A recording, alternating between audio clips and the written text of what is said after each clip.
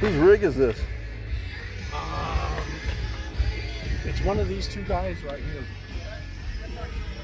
Either the guy with the blue sunglasses right here or the other fellow next to him. I'm not sure.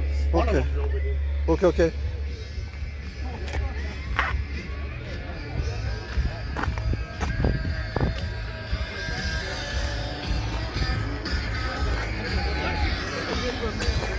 Beautiful, huh? Yes, indeed.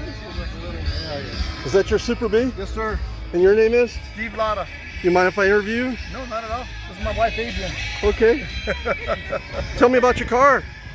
Oh, 1970 Super B, completely restored, pretty much nut and bolt restoration. In fact, Jack Berkshire one that built it for me. Okay. He did everything but the paint. I talked to him earlier. Yeah, Yeah. A 440 aluminum heads, rolly rockers, upholstery redone, stereo redone. It's got aftermarket air conditioning in it for the summer. Really, really nice car.